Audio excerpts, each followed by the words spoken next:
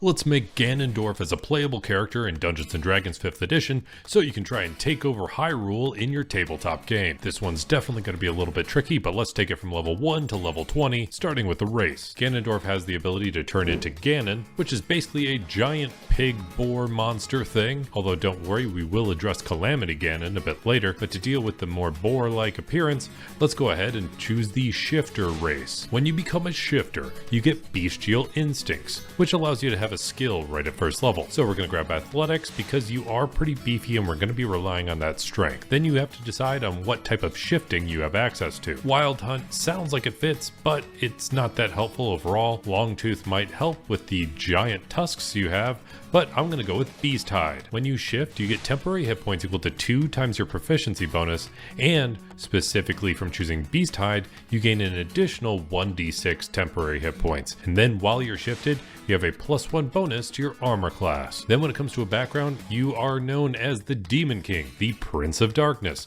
the King of Evil, the King of Thieves, the Evil King, the Demon King, or just straight up Lord Ganon. And that's a heck of a lot of nobility titles, so we're going to choose the background, Noble. This will give us skill proficiencies in History and Persuasion. Then when it comes to some starting stats, looking at the majority of how Ganondorf is depicted, he's often wearing some decent armor. In the Smash series, he's kind of slow and clunky, but he can hit pretty hard. And with those things in mind, we're going to go ahead and dump Dexterity down to 8 and boost up our Strength to 15. Then we're going to take our Constitution, only bring it to 12 for right now, and then we're going to take our Intelligence and boost it up to 14. You don't have the Triforce of Wisdom, so we're going to dump that down to 8. And then we're going to take our Charisma and also boost it to 14. Then we get a few points from being a shifter, so we're going to put 1 point into Strength, bringing that to 16, and then an additional 2 points into Constitution, bringing that to 14, so you have a decent amount of hits you can take. Then when it comes to a starting class, because we will be doing a multi-class, I was very tempted to go with Fighter and then grab Eldritch Knight, because looking at some of the abilities, especially in Smash Bros, he harnesses some dark energy. Now I was going to play that up as necrotic energy, and there's a great spell for that called Spirit Shroud. The only problem is that's part of the optional expanded spell list, and you don't get access to those additional spells if you take the Eldritch Knight subclass.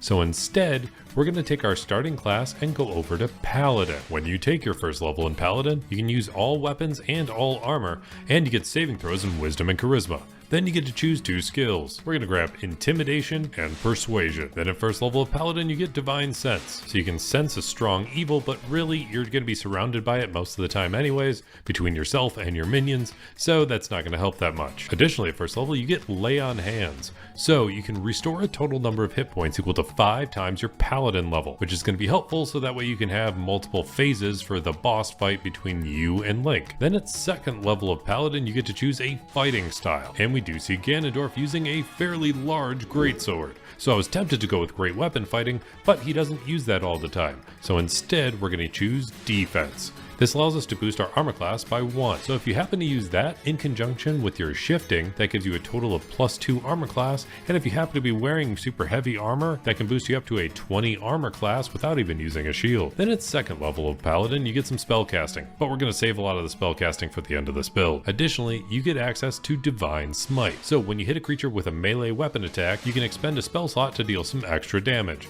Unfortunately, this is radiant damage, but we're just going to say it's a dark radiance, I guess. The extra damage equals 2d8 for the first level spell slot, plus an extra 1d8 for each spell slot higher than the first level, but that only goes up to a maximum of 5d8. Then at third level of Paladin, you get Divine Health, so you're immune to disease, and you get to choose a Sacred Oath, and you're all about conquering Hyrule, so we're going to take the Oath of Conquest. This gives you some additional spells, and you get to use Channel Divinity, allowing you to access one of 2 different abilities. You can either use it on Conquering Presence, forcing any creature that you can see within 30 feet of you to make a Wisdom save, possibly frightening those creatures for 1 minute.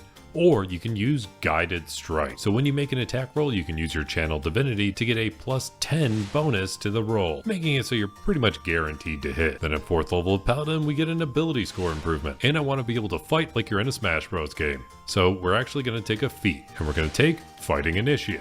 This allows us to choose another fighting style from the Fighter class, and that's going to be helpful because they get access to the fighting style unarmed fighting, making it so your unarmed strikes deal bludgeoning damage equal to 1d6 plus your strength modifier. And if you aren't wielding any weapons or a shield, that d6 becomes a d8. Additionally, at the start of your turns, if you happen to be grappling a creature, you can just deal 1d4 bludgeoning damage to that creature. Then at 5th level of Paladin, you get access to 2nd level spell slots, and you get extra attack. So now you can attack twice per action. Then at 6th level of Paladin, you get Aura of Protection, giving you and any creatures friendly to you within 10 feet bonus to all of your saving throws equal to your Charisma modifier. Then at 7th level of Paladin, you get another feature from your Oath of Conquest, Aura of Conquest. So you're constantly emanating a menacing aura to anything within 10 feet of you. And if a creature happens to be frightened of you within that aura, their speed is reduced to 0. And they take psychic damage equal to half your Paladin level at the start of its turn there. Then at 8th level of Paladin, you get another ability score improvement. So let's go ahead and boost up that strength by 2 points so you can hit a little harder. And then at 9th level of Paladin, you get access to 3rd level spell slot. Then jumping up to 10th level of Paladin, you get Aura of Courage. And while you don't have the Triforce of Courage, this allows you and any friendly creatures within 10 feet of you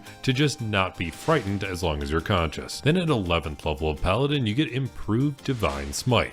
So now you can do a little bit of smiting on every single attack. So whenever you hit a creature with a melee weapon, the creature takes an extra 1d8 radiant damage, even before you spend any sort of spell slots for a basic Divine Smite. Then at 12th level of Paladin, you get one more ability score improvement. So let's go ahead and max out that strength, and then we're going to do a multi-class. We need access to some very specific spells, and the only way we can pull that off is by multi-classing into Wizard. This is going to give us plenty more spell casting and access to specific spells that are only available to wizards and some of the optional spells that are added to their spell list. So when you become a wizard, obviously you get plenty of spell casting, and you get Arcane Recovery, allowing you to use one of your short rests to recover some spell slots. But most importantly, at 2nd level of wizard, you get to choose an Arcane Tradition, otherwise known as a subclass. And we definitely need some physical attacking ability. So I was tempted to go with a Blade Singer, but that really limits the type of weapons that we can use. So instead, I'm going to deal with casting while being up close and personal by going with the Arcane Tradition, War Magic. This gives us the feature Arcane Deflection. So when you're hit by an attack or you fail a saving throw, you can use your reaction to get +2 bonus to your armor class or +4 bonus to your saving throw. But if you do rely on using this, you can't cast spells or other cantrips until the end of your next turn. But that's okay, because of all your paladin levels make you more than happy to just swing a sword or punch really hard. Also at 2nd level of War Magic, you get Tactical Wit, giving you a bonus to your initiative rolls equal to your intelligence modifier, which is kinda helpful since we dumped our decks. Then going up in Wizard, you get stronger and stronger spellcasting, but that does kind of balance out in a weird way with multi-classing. So make sure to look up the rules about spellcasting and multi-classing. But when we hit our 4th level in Wizard, we're gonna get another ability score improvement. So let's go ahead and improve some of our paladin stuff by boosting our charisma by 2 points. Then jumping up to 6th level of Wizard, you get another feature from War Magic called Power Surge. So you can store magical energy within yourself, and they empower your damaging spell. You can store a maximum number of power surges equal to your intelligence modifier, and they recharge on a long rest. But very notably,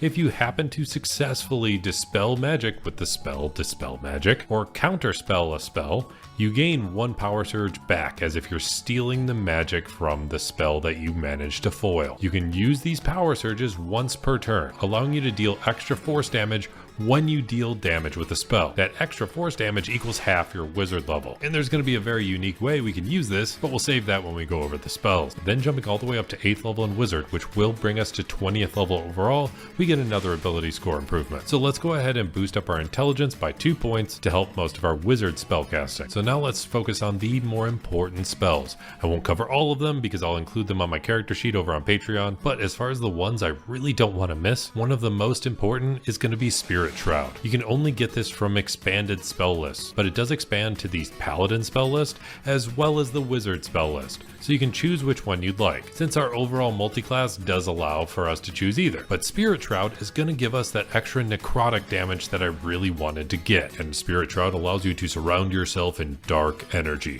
reducing the speed of any creature that you choose within 10 feet of you and slowing them by 10 feet. But if you make any attack against a creature within 10 feet of you, your attacks are going to deal an extra 1d8 of damage, which can be radiant, necrotic, or cold damage. And that creature can't regain hit points until the start of your next turn. And even more notably, you can upcast this spell, dealing an extra 1d8 for every 2 spell slot levels above level 3. So you can apply this to any punching or a greatsword. And if you apply it to a greatsword, it stacks in a fun little way. So if you really want to focus on this spell alone, you can actually cast it at 7th level thanks to your multiclassing, bringing it up to an extra 3d8 of damage whenever you make any sort of attack against a creature within 10 feet of you. Add another 2d6 for a greatsword, another 5 for your strength modifier, then don't forget your improved divine smite, adding an extra 1d8, throw in another 5d8 for a really boosted divine smite, and then top it all off with a +4 thanks to your power surge from being a war magic wizard, because you're gonna be doing damage from a spell thanks to Spirit Shroud, allowing you to trigger that power surge and deal extra force damage equal to half your wizard level. And you can deal all of that again as your extra attack, except for the power surge, because that's only once per turn. That's just a great way to start off a battle and really put Link in his place. Then there's a few more spells we have to make sure we cover, and one of the easiest is going to be Fly. Of course, he floats around a decent amount, so we needed to cover that. I also want to make sure I grab Enlarge Reduce, because when Ganondorf transforms into more of a Ganon form, sometimes that's a giant boar,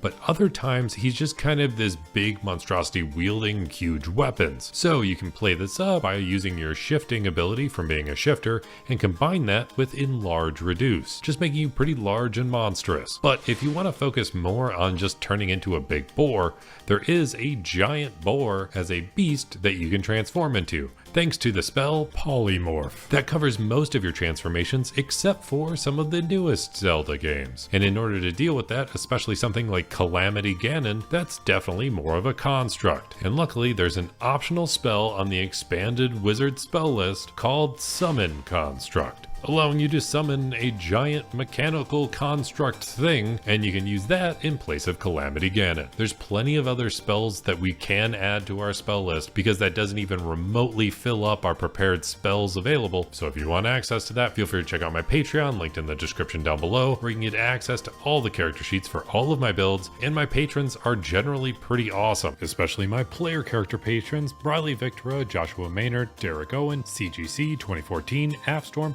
Dada Metzpahik, Godzilla Khan, Elisa Martinez, Anthony McDonald, Panda Milkshake, Alistar Nix, Ted Z, Andrew Nobles, Karkat Kitsune, Zed13, Viral Nerevar, Daniel Galvin, and the Dino 21. Then going above and beyond that are the Dungeon Master level patrons I play D&D with: Conman ZX, Cyberciety, Talon Starkey, Braden Aldridge, Eric Wade, Salvador, Devin Happy, and Kilo Kilo. Then there's that last god tier level patron who likes to go above and beyond anything I ever expected, and that's GameStake, so a very special thank you to him. This build was put in place thanks to a rapid fire vote I threw up on Discord, so if you want to join our community, feel free to check out that link down below. And if you made it all the way to the end of this video, let me know by hitting that like button, and I'll be here hoping you roll at least 3 nat 20s in your next D&D session, especially if you want to play a conquering bad guy of Hyrule, capturing Zelda and taking out Link, playing as Ganondorf in Dungeons & Dragons 5th edition.